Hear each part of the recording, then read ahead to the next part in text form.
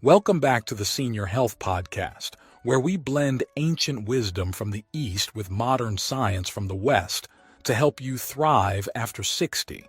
Today's episode might just save your life, because every year, hundreds of thousands of seniors experience strokes, many without warning, many without ever seeing it coming.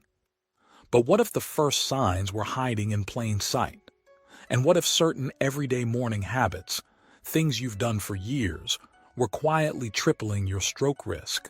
Well, joining me again today is someone who's been sounding the alarm on this for decades. He's over 100 years old, still sharp, still practicing, and he's here to share what every senior must know before it's too late. Dr. Hinohara, welcome back.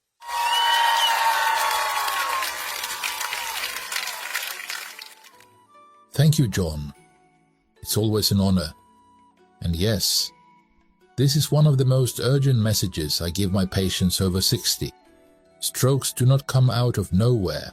The signs are there, the causes are there, and with the right awareness, they can be prevented.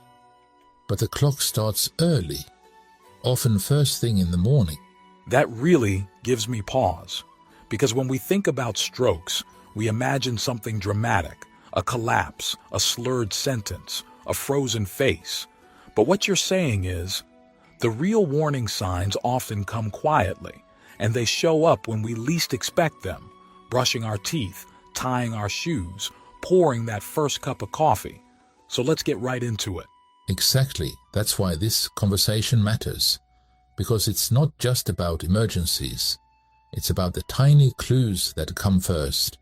The little signals your body sends before a stroke ever happens.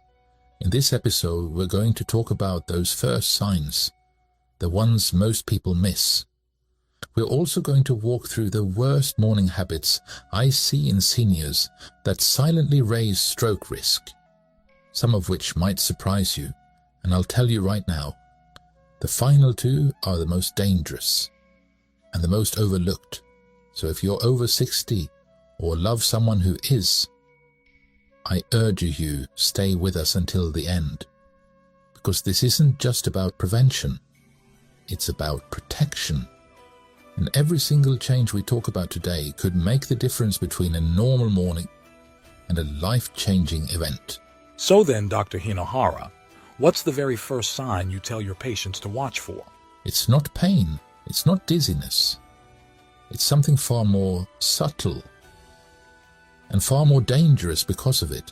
The first real sign of a stroke for many seniors is a sudden shift in coordination.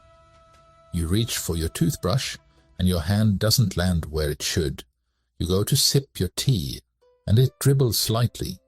You try to button a shirt and your fingers just feel off, not paralyzed, not numb, just wrong.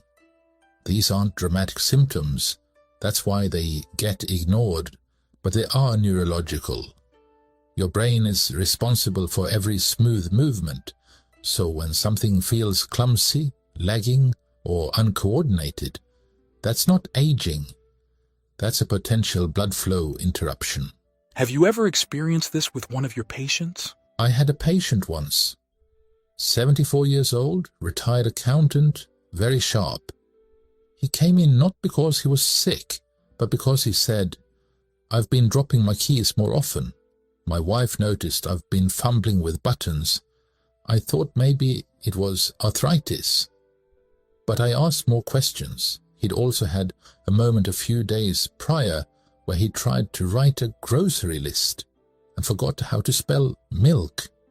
Just blanked. No headache, no slurring. But something was wrong. We ran a scan and found he had experienced a small TIA earlier that week.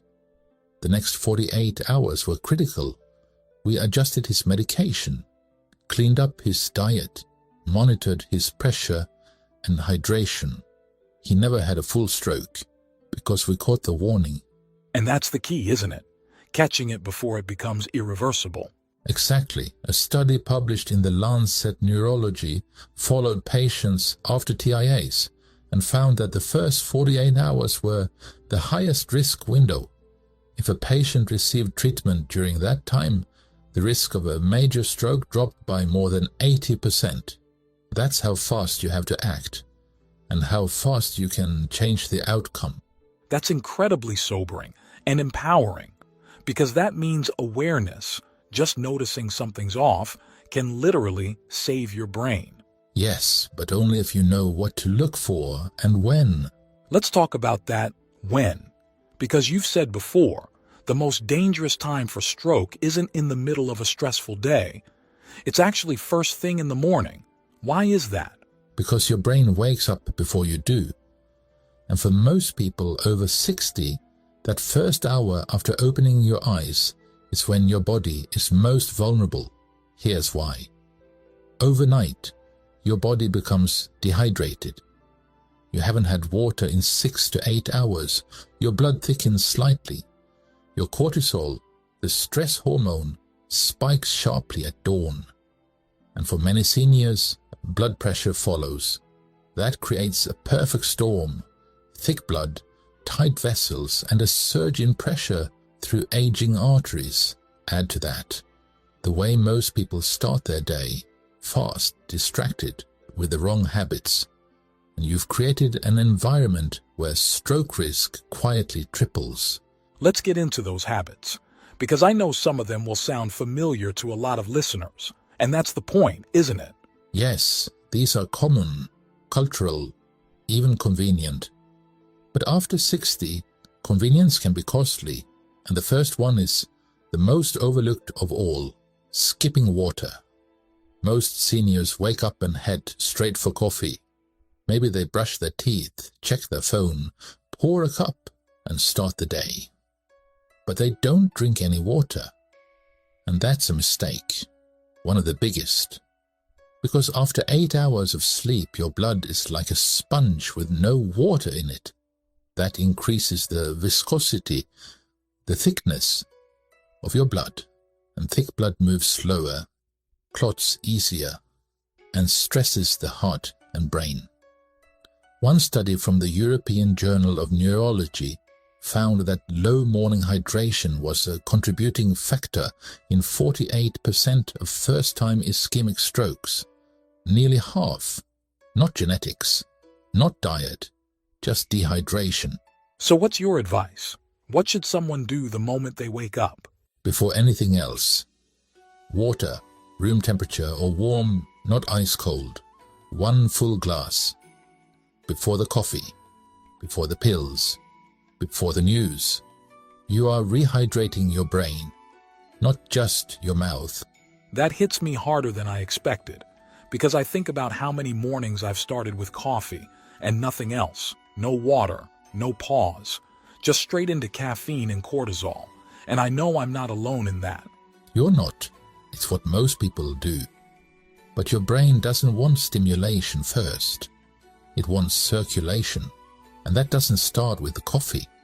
It starts with hydration. It makes so much sense. And what I appreciate about your approach is that it's not about fear. It's about function. You're showing us how to help the brain do what it's already trying to do. Exactly. The body wants to heal. The brain wants to flow. We just have to stop interrupting it. All right, let's move on. What's the second morning habit that raises stroke risk after 60? The second habit is something almost nobody talks about, but I see it all the time in my older patients. It's sitting too long in bed before moving, staying seated, scrolling your phone, or just staying still for 20-30 minutes without circulation. After 60, your blood vessels are less elastic. If you go from hours of lying down to just sitting motionless, especially without movement, blood pools in the lower body. That slows return to the heart. It reduces brain perfusion, and for someone with plaque or clot risk, it can be the trigger. That's unexpected, because we think of lounging in bed as restful. But what you're saying is, it's a vascular bottleneck?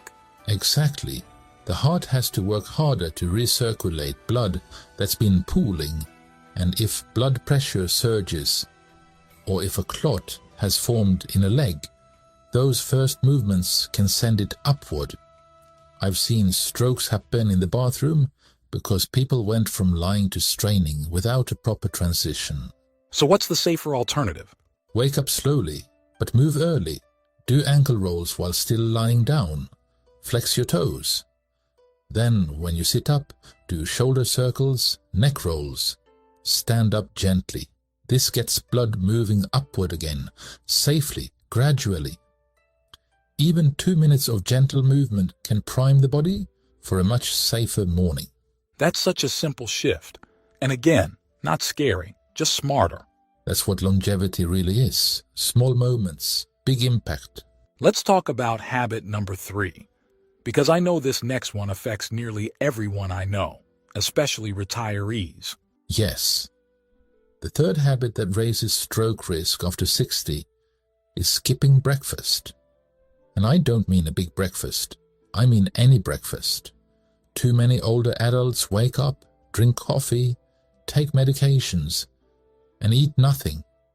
They say they are not hungry, or they're trying to intermittent fast.